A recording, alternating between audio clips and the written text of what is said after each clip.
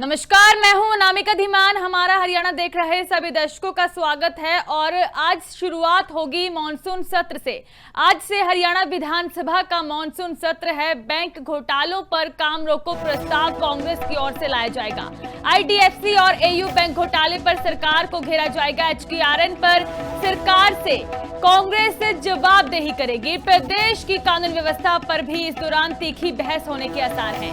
गुरुग्राम जलभराव का पूरा मुद्दा भी सदन में उठाया जाएगा। सफाई कर्मियों के आंदोलन पर भी चर्चा की जाएगी और इसी के साथ ही प्रॉपर्टी टैक्स बढ़ोतरी का भी मुद्दा कांग्रेस की ओर से उठाया जाएगा। 3 दिन का यह मॉनसून सेशन हरियाणा में, और जहां हरियाणा सरकार पूरी तरह से तैयार है, वहीं दूसरी ओर विपक्ष भी तैयार है सरकार को घेरने के लिए। प्रदेश की कानून व्यवस्था को लेकर तीखी बहस आज की जाएगी और मॉनसून सत्र में बहसबाजी होने के, हंगामा होने के पूरे आसार हैं। तो हमारे साथ विधानसभा से नेशनल एडिटर सुदेश नैन लाइव जुड़ चुके हैं। सुदेश, तो आज मॉनसून सत्र की शुरुआत है, थोड़ी देर में यह सेशन की शुरुआत हो जाएगी और किन किन मुद्दों पर आज चर्चा हो सकती है, विपक्ष किन किन मुद्दों को लेकर तैयार है सरकार को घेरने के लिए? बिल्कुल अनामिका, कुछ देर बाद ही हरियाणा विधानसभा का मॉनसून सत्र शुरू हो जाएगा। सत्र भले ही छोटा रखा गया है, लेकिन इसमें बड़े मुद्दे उठाए जाएंगे विपक्ष की तरफ से और सरकार भी 4 नए संशोधन विधेयक लेकर आएगी। पटल के ऊपर ये विधेयक रखे जाएंगे। लेकिन आपको बता दें कि 3 दिन के सत्र में कई जो बड़े अहम मुद्दे हैं, विपक्ष ने जो रणनीति बनाई है सरकार को घेरने की, वो मुद्दे कौन कौन से हैं। सबसे पहले तो आज जो सत्र की शुरुआत होगी, शोक प्रस्ताव पढ़ने के साथ सत्र की शुरुआत हो जाएगी। उसके बाद इनेलो के विधायकों की तरफ से 10 ध्यानाकर्षण प्रस्ताव लगाए गए हैं। उन ध्यानाकर्षण प्रस्तावों पर चर्चा होगी और कांग्रेस ने भी खास रणनीति इस बार बनाई। मुख्य विपक्षी पार्टी कांग्रेस है और सबसे बड़ा मुद्दा इस बार सत्र के भीतर कानून व्यवस्था को लेकर होगा। एचटीआरएन का मुद्दा भी विपक्ष की तरफ से उठाया जाएगा। इसके अलावा जो कॉमनवेल्थ गेम्स की मेजबानी का मुद्दा है, उसमें से मेजबानी की मांग कांग्रेस कर रही है, तो ये मुद्दा भी यहां पर उठाया जाएगा। लेकिन साथ में आपको बता दें कि जो बैंक घोटाले हुए थे, वो अभी मामला शांत नहीं हुआ। इसको लेकर विपक्ष ने पूरी रणनीति बनाई है सरकार को घेरने के लिए। तो आज से पहले दिन से ही सदन के हंगामेदार रहने के पूरे आसार हैं और इसकी शुरुआत ध्यानाकर्षण प्रस्ताव के साथ होगी। साथ में प्रश्नकाल भी आज रखा गया है। विपक्ष के तमाम विधायकों की तरफ से प्रश्न यहां पर लगाए गए हैं। तो सरकार की तरफ से रणनीति ये कि तथ्यों के आधार पर जो विपक्ष की तरफ से सवाल पूछे जाएंगे, उनका जवाब दिया जाए। लेकिन सबसे बड़ी चुनौती है कानून व्यवस्था को लेकर। और हाल ही में 24 अगस्त को जो बारिश हुई, गुरुग्राम के हालात सभी ने देखे थे, इसको कांग्रेस ने एक बड़ा मुद्दा बनाया है। सवाल यहां तक उठाए गए कि हजारों करोड़ का बजट होने के बावजूद यहां के हालात आखिर क्यों नहीं सुधर रहे। इस पर कांग्रेस के अलावा भी सरकार के भीतर भी सवाल उठे, नाराजगी दिखी थी। राव इंद्रजीत सिंह खुद मुख्यमंत्री से मुलाकात करने के लिए पहुंचे थे और उन्होंने सुझाव भी दिए किस तरीके से हम इस मुद्दे का समाधान निकाल सकते हैं।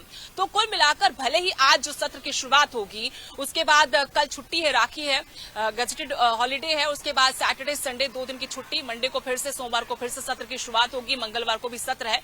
लेकिन आज जो महत्वपूर्ण बिंदु है वो यही है कि विधायक कार्य आज होंगे। पटल पर कुछ नए संशोधन के लिए विधेयक भी रखे जाएंगे सरकार की तरफ से। लेकिन सबसे अहम यही कि विपक्ष की तरफ से जो सवाल पूछे जाएंगे, चाहे वो कानून व्यवस्था को लेकर हो, स्कूलों में, कॉलेजों में टीचर्स की जो रिक्त पद हैं उनको भरने को लेकर हो, या फिर जो अर्जुन चौटाला हैं इनेलो के विधायक, उन्होंने 10 निजी विश्वविद्यालय जो बंद करने की बातें चल रही, उस पर सवाल लगाया कि क्या वाकई में सरकार कोई ऐसा फैसला करने जा रही कि 10 निजी विश्वविद्यालयों को बंद कर दिया जाएगा। आज का सत्र पूरी तरह से हंगामे के आसार इसमें नजर आ रहे हैं।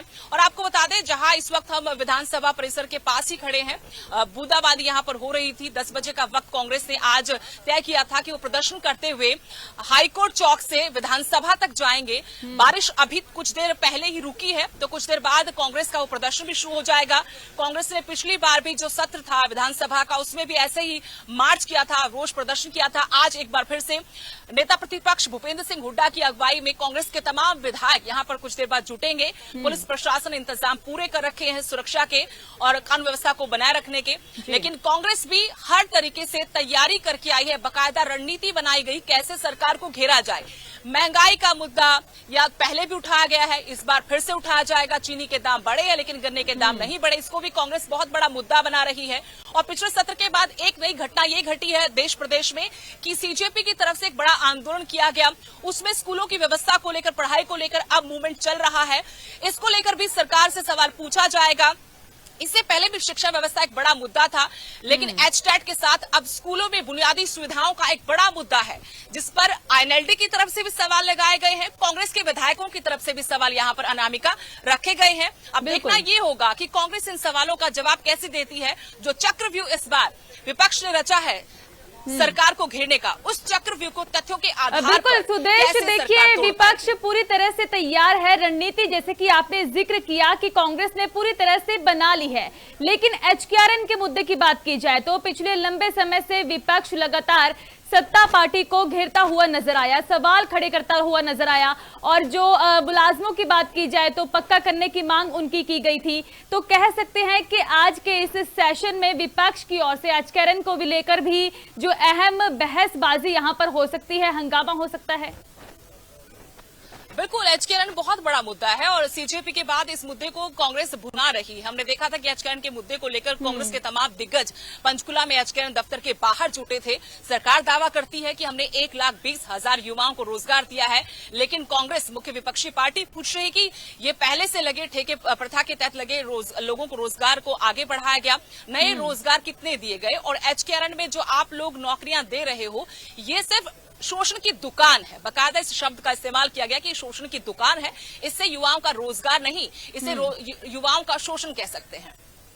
बिल्कुल सुदेश, देखिए मुद्दे तो अभी महंगाई को लेकर हो चाहे एचकेआरएन को लेकर हो, वहीं आईडीएफसी का भी आपने जिक्र किया है कि जलभराव की समस्या का भी जिक्र किया। हमने देखा कि किस तरह गुरुग्राम में जलभराव को लेकर लोगों को प्रोटेस्ट जो कांग्रेस का है वो भी हम आपको दिखाएंगे। कैमरामैन से कहूंगी एक बार वो शॉर्ट्स जरा दिखाएं, क्योंकि कांग्रेस के तमाम विधायक मार्च पास्ट करते हुए, रोष प्रदर्शन करते हुए अब विधानसभा पहुंच रहे हैं।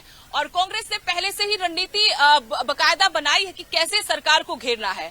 पूरे मूड में इस बार विपक्ष की जो तमाम मुद्दे हैं, जन हितैषी मुद्दे हैं या फिर जो समस्याएं हैं, उनको उठाया जाए। ये कांग्रेस के विधायकों का रोष मार्च निकल रहा है। ये हाईकोर्ट चौक है, वहां विधानसभा तक कांग्रेस के तमाम विधायक हाथों में तख्तियां लेकर विधानसभा तक रोष मार्च निकाल रहे हैं।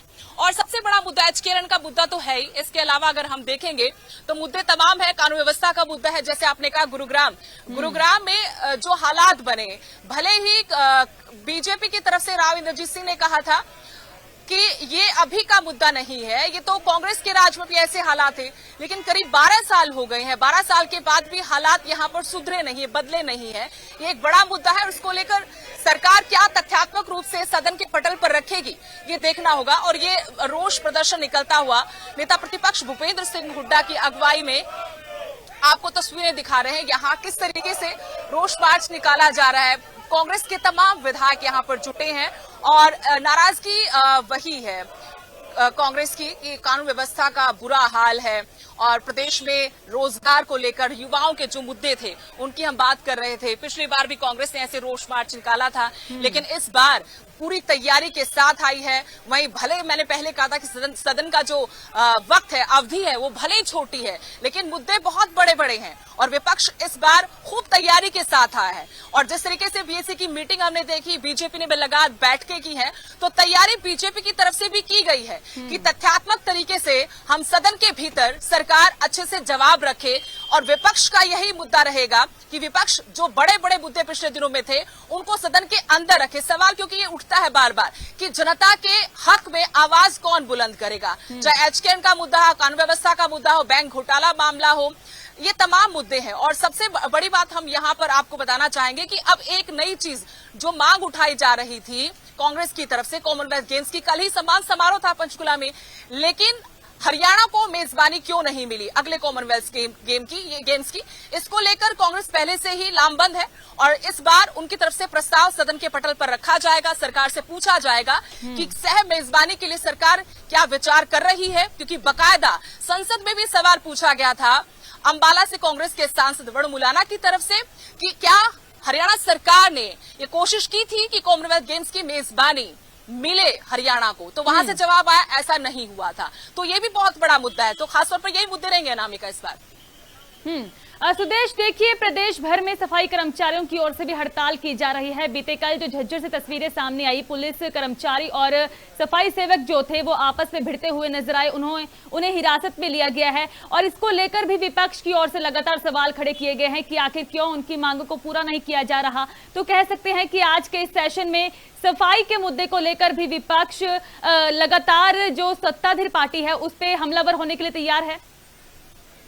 बिल्कुल बिल्कुल, ये एक मुद्दा था जो हम अभी तक चर्चा में शामिल नहीं कर पाए थे। नामिका, आपने बहुत अच्छा जिक्र किया। सफाई कर्मचारी पहले भी हड़ताल पर रहे, अप्रैल के आखिर से मई के मिड तक, और एक बार फिर से वो हड़ताल पर है। उनका ये आरोप है सरकार पर कि 13 मई को जो समझौता हुआ था सरकार और उनके यूनियन के प्रतिनिधियों के बीच में, उस समझौते को अमली जामा नहीं पहनाया गया, यानी उसको लागू नहीं किया गया है। एक बार फिर से वो हड़ताल पर है। हालांकि सरकार के आदेशों के बाद प्रशासन ने जगह जगह से अपने सर पर सफाई करवाने की कोशिश की, लेकिन हमने ये भी तस्वीरें देखी कि कैसे विरोध प्रदर्शन हुआ, पुलिस के ऊपर कूड़ा फेंका गया, नारेबाजी हुई, बहुत जगहों पर उनको हिरासत में भी लिया गया। लेकिन आज सदन के पटल पर, आज नहीं तो फिर सोमवार मंगलवार को जरूर ये मुद्दा सदन के भीतर गूंजेगा, ये मुद्दा यहाँ पर उठाया जाएगा, क्योंकि बड़ी तादाद है सफाई कर्मचारियों की। उनकी मांगे हैं, जो मांगे अभी की तो नहीं है, लेकिन इस सरकार ने जरूर उनको वादा किया था कि इन मांगों पर गौर किया जाएगा, इन मांगों को पूरा किया जाएगा। 17 सूत्रीय जो मांगे हैं वो सरकार ने पूरी करने का वादा किया था। इसी बात की नाराजगी है कि वादा करने के बाद भी आखिरकार उनकी मांगे अभी तक पूरी क्यों नहीं हुई हैं। बिल्कुल सुदेश, देखिए यह तो खिलाफ की बातें हैं, क्योंकि विपक्ष जहां अपनी रणनीति को लेकर तैयार है, सरकार को घेरने के लिए तैयार है अन्य मुद्दों को लेकर, वहीं बात आती है विधेयकों की। कौन कौन से विधेयक आज सरकार की ओर से पेश किए जा सकते हैं? क्या इस सेशन के दौरान हरियाणा के लिए कुछ खास सरकार लेकर आई है? यहाँ पर अगर हम बात करें विधेयकों की, मैं आपको सिलसिलेवार तरीके से बताने की कोशिश करती हूँ अपने दर्शकों को भी। अनामिका को कुछ विधेयक पटल पर आज रखे जाएंगे, वो कौन कौन से विधेयक हैं मैं आपको बताना चाहती हूँ। सबसे पहले हरियाणा न्याय संशोधन विधेयक 2026 है। ये कई विधेयक हैं, पुनः स्थापित किए जाएंगे। हरियाणा नगर पालिका संशोधन विधेयक 2026 है। हरियाणा नगर निगम संशोधन विधेयक 2026, हरियाणा बाबा श्री खाटू श्याम चुलकाना धाम पूजा स्थल विधेयक 2026। इसके बाद शून्यकाल होगा, और जिसमें विधायकों ने, मैंने आपको पहले बताया कि जिसमें विधायकों की तरफ से जो प्रश्न लगाए गए हैं वो प्रश्न सरकार से पूछे जाएंगे और सरकार के नुमाइंदे मंत्री उनका जवाब देंगे।